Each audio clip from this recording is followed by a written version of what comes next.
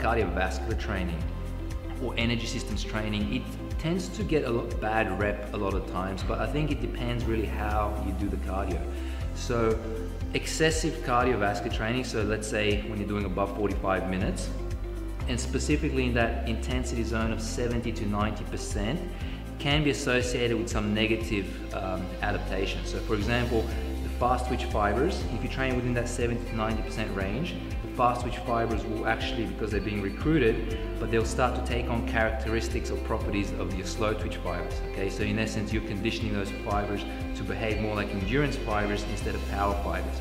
So one negative outcome from that is you actually make yourself slower and weaker from doing excessive cardio training, specifically in that intensity zone.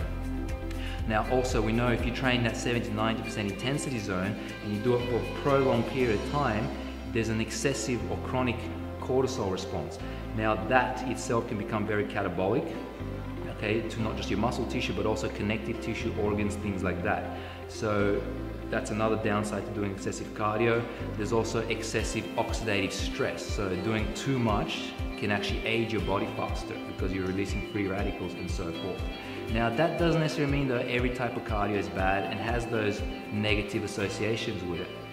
For example, if you do low intensity cardio, so say you keep your intensity below 60%, and especially if you keep the duration short, let's say 45 minutes or less, you're pretty much only in that instance recruiting your slow twitch fibers. Okay, so you're not even recruiting those high threshold fibers, so they're not starting to take on the characteristics and behave like slow twitch fibers. Also, the cortisol response in that case is very mild. Okay, so you're not getting that chronic cortisol exposure. So you're not having the same negative adaptations to doing the cardio in that 70-90% range and doing it for a longer period of time.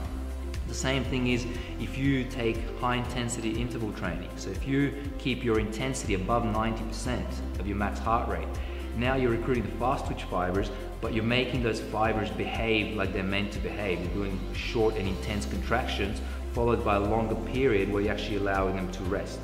So the trick though to doing proper interval training is to actually do a maximal intensity effort, anywhere from say 10 up to 30 or 40 seconds, but then allow a sufficient period where you actually can recover, so then the next effort is maximal as well.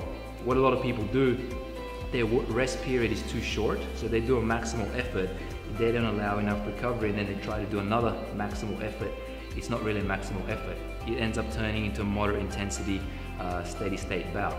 So if you're going to do interval training, you got to give a max effort, allow enough recovery period, and then give another max effort.